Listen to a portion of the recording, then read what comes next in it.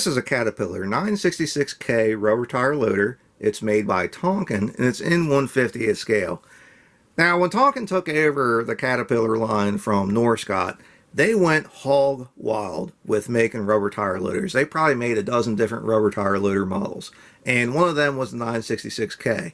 But it was really nice to have a 966 being made. The last one that was made was either by NZG or Conrad, and it was about 30 years prior. So it was really nice to have an updated high detail loader come out, and Tonkin really did a good job with that. Now, just like everything else, it's not perfect, but it is really nice. There's a fair amount of detail. Tonkin did a really good job with the handrails. They're not too big. The mirrors are nice. You got the little antenna on the cab roof there, which is cool. You have these nice little details with the warning labels. You even have the the transmission filler cap right there, which is cool. Now, you don't have the drive shaft or anything in between the articulation point, but you do have the steering cylinders, which is nice. You have the hydraulic lines for the loader. Now, the loader itself, the range of motion is decent. It's not perfect. It's not great, but it's decent. I've certainly seen worse range of motion on machines before.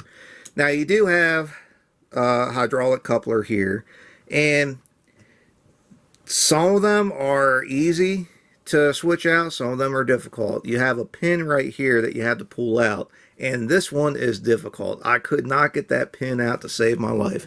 It's really cool that they have the coupler, but trying to get that pin out is difficult, and it's right there at that point where I think if I try to force it, I'm going to break something, so I'm just going to leave it be. But it's cool that you do have the smooth cutting edge bucket here.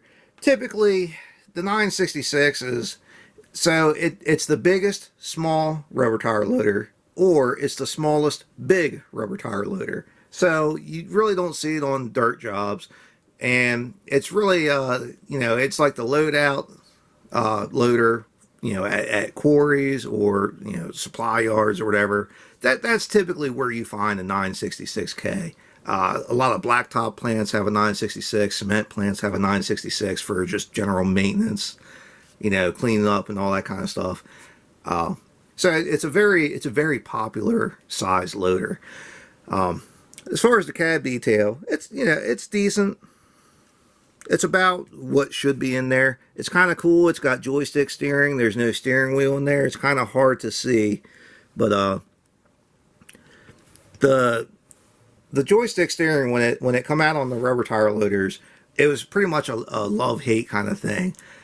Personally, I really liked it. I've only run one rubber tire loader that had joystick steering, but I totally loved it. I thought it was fantastic, especially if you're doing cycle work all day where you're loading from a pile and dumping it in a truck or whatever. It's really nice for that. One thing I have heard that I've never tried, when you take it down the road at top speed, everybody says that the joystick is terrible for that. But I've never had to do it, so I don't know. I've never tried it. But I can imagine where it can be a little bit hairy trying to keep that thing straight, bouncing down the road. Now, as far as the price goes, you can find these between $50 and $75. And at $75, I think this is a good deal. At $50, I think it's an absolute steal. This is really a very nice loader for $50. You get a good amount of detail. It looks great on the shelf. Again, the 966 is a great size just to have. It's a good general purpose loader. And it's really pretty nice. Now, if you notice these two rivets here on the loader arms, when these first came out, a lot of people lost their minds over those rivets. It ruined the model, and it was so good until you see those rivets, and they're terrible. Personally, I don't care. To be honest, it kind of looks like they're meant to be there anyway, and I don't really think it takes away from the model. If you really want something perfect, spend $2,300 and get it in brass from CCM. If you really want something that nice and accurate and true to detail. But for the rest of us that don't have that kind of money to spend on something to sit on the shelf, this is perfectly fine.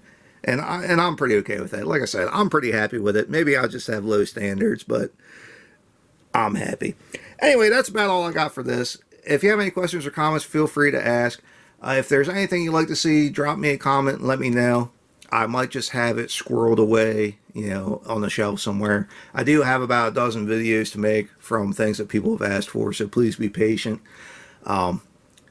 If you'd like to see more of what I have, please subscribe to Maryland Construction Diecast, and thanks for watching.